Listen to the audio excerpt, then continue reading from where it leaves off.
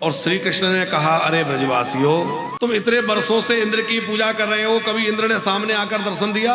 वासी बोले, कभी नहीं दिया। बोले, जो कभी दिखता ही नहीं उसकी पूजा कर रहे हो, और जो सामने है उसकी पूजा नहीं कर रहे हो। इसका मतलब ये नहीं है कि जो ना दिखे उसकी पूजा ही ना करें, पर इसका अर्थ ये है कि जो सामने है पहले उसको प्रसन्न करें, बाद में उसकी भी। सामने कौन है? बोले, हमारे माता पिता हैं, हमारे घर के बड़े बुजुर्ग हैं, हमारे परिवारजन हैं। हम लोगों से द्वेष करें, लोगों के साथ झगड़ा करें, लोगों के साथ छल कपट करें और भगवान की मंदिर में आरती करें, पूजा करें, आप बताओ भगवान प्रसन्न होंगे? क्योंकि सब जगह भगवान ही विराजमान है। सामने जो हमारे है, वो सामने वाले में अभी तो वही आत्मा है जो हमारे अंदर है, और यदि हम उससे छल कर रहे हैं तो वह छल उस व्यक्ति के साथ नहीं है, बल्कि उस परमात्मा के साथ है। अथवा वो छल उस व्यक्ति के साथ नहीं है, वो हमारे अपने साथ है, वो कई गुना होकर इधर रिटर्न होने वाला है। इसलिए श्री कृष्ण कहते हैं, तस्माद गवाम ब्राह्मणा नाम, गायों की पूजा करो। प्रत्यक्ष क्या है? बोले, गैया मैया का दर्शन सबको हो रहा है, ये चलते फिरते भगवान है, गायों की पूजा करो।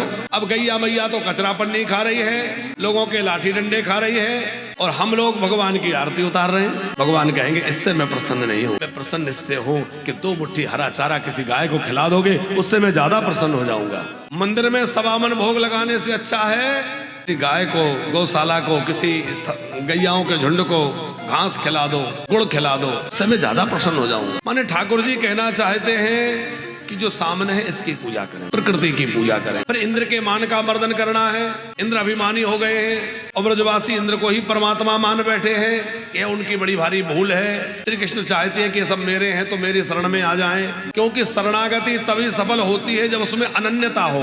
अनन्यास चिंतयन्ते माम यो जनः पर्युपास्यते। अनन्य भाव से जब कोई भजता है तभी शरणागति पूरी होती है। शरणागति में इसको थोड़ा लौकिक उदाहरण से समझें, यद्यपि अलौकिक बातें हैं, पर लौकिक समझने के लिए कोई किसी से प्रेम करे, तुम हमारे प्रियतम हो, और फिर वो इनसे भी करे, फिर किसी और से भी करे, फिर किसी और से भी करे, तो जो 4-6 जगह प्रेम करे उसको प्रेमिका माना जाएगा क्या? उसका फिर वैसा आदर व्यक्ति करेगा? या किसी व्यक्ति की पत्नी पति को छोड़कर किसी और व्यक्ति से कहेगा मुझे साड़ी दिला दो, मुझे गहना दिला दो, तो क्या उसको अच्छा लगेगा पति को कि मेरी पत्नी मुझसे कहती किसी और से क्यों मांग रही है? उसी प्रकार जब हम अपने ईश्वर को, अपने इष्ट देवता को छोड़ करके यहाँ वहां कोई बात रखते हैं तो ये हमारे ठाकुर जी को अच्छा नहीं लगता। वो कहते हैं कि भाई जब तुम मेरे बन गए हो तो फिर मेरे बन जाओ, फिर मेरे होकर के रहो, फिर इधर उधर मत भटको। अब इंद्र की पूजा करने में क्या शरणागति भंग हो रही है? इंद्र की पूजा का विरोध नहीं है। हमारे यहाँ कोई भी यज्ञ होता है तो बिना इंद्र की पूजा के पूरा नहीं होता। कोई भी अनुष्ठान होता है तो इंद्र ध्वज लगता है। आपको पता है यज्ञ के पहले एक ध्वजा गड़ाई जाती है, पता है किसी को? यज्ञ जब होता है तो कुछ दिनों पहले एक झंडा गाड़ दिया जाता है, यज्ञ का ध्वज। उस ध्वज का नाम है इंद्र ध्वज, इंद्र के नाम से होता है। बिना इंद्र की पूजा के तो यज्ञ पूरा नहीं होगा, कोई पूजा पूरी नहीं होगी। और इंद्र देवताओं के राजा हैं तो पूजा करने में हर्ज कैसा? हम सब तो देवताओं की पूजा करते हैं, इंद्र की साथ साथ चंद्रमा की पूजा करें, सूर्य नारायण की पूजा करें, वरुण की पूजा करें, सब देवताओं की करते हैं कि नहीं? नवग्रह की पूजा करें, तो देवताओं के राजा की पूजा।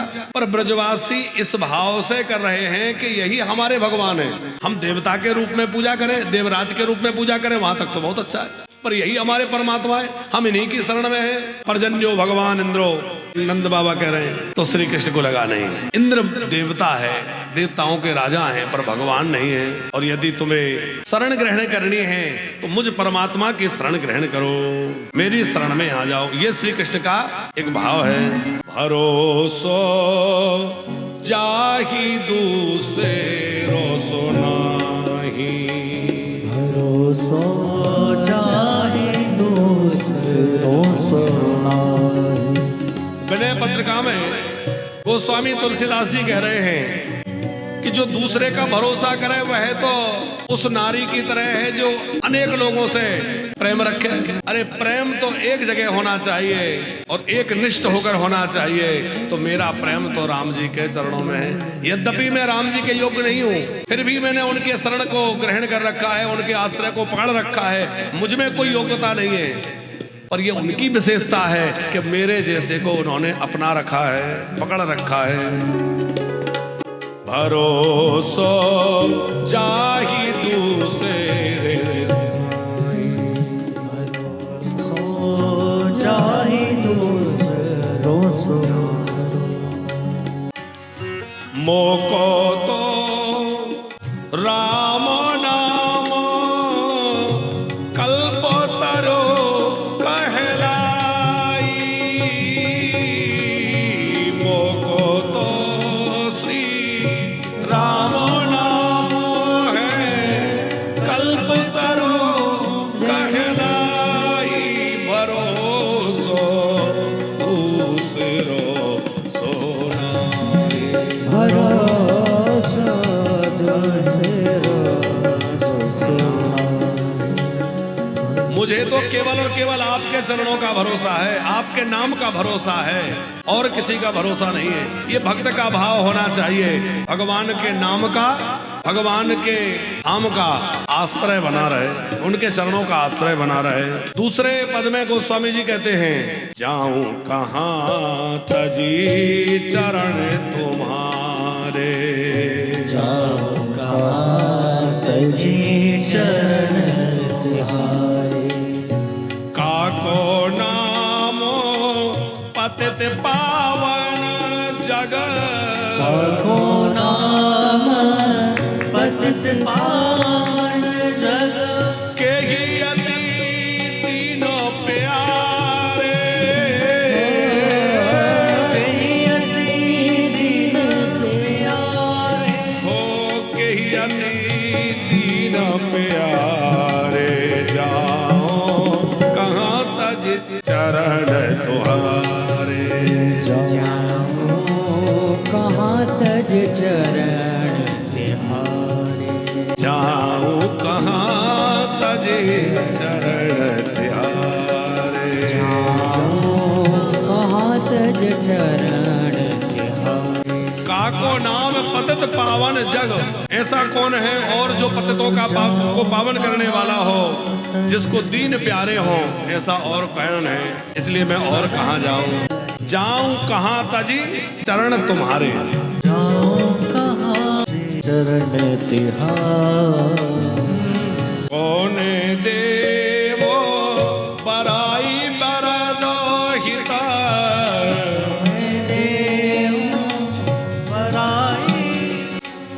हाटी हाटी आदा मैं उधारे, हटी हटी अधम उमारे, वो स्वामी जी कह रहे हैं, और ऐसा कौन है जो जबरदस्ती हठ पूर्वक अधमों का उद्धार करे। हठ पूर्वक करने का मतलब है उसको उद्धार की इच्छा नहीं है, वो शरण में नहीं आ रहा, और जबरदस्ती कृपा कर देना, जबरदस्ती उनको उद्धार कर देना। रावण आदि राक्षसों ने शरण नहीं ली तो भगवान उनको आश्रय देने पहुंच गए कि नहीं, लंका में जाके उद्धार कर दिया। आप विचार करिए, काली नाग क्या भगवान की शरण में आया था? काली नाग भगवान की शरण में नहीं आया, लेकिन भगवान कालीदेह में कूद गए और अपने वह पतित पावन चरण जो बड़े बड़े योगियों को प्राप्त नहीं होते, वो अपने दोनों चरण ले जा करके काली नाग के मस्तक पर रख दिए, उसका उद्धार कर दिया। वो स्वामी जी कहते हैं, हटी हटी अधम उद्धारे, आपने हट करके अधमों का उद्धार किया है। आप ऐसे हैं, कौन देवो बराई बरदो हित, कौन देव बड़ाई बरद हित, हाटी हाटी अधम उधारे,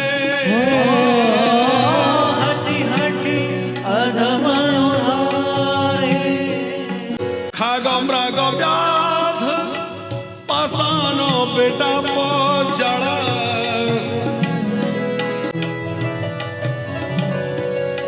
हो जवन कवन सुर तारे, हो जवन कवन सुर तारे, जाओ कहाँ तज चरण तिहारे, जाऊं कहाँ तज चरण तिहारे। किस किस को त्याग तारे?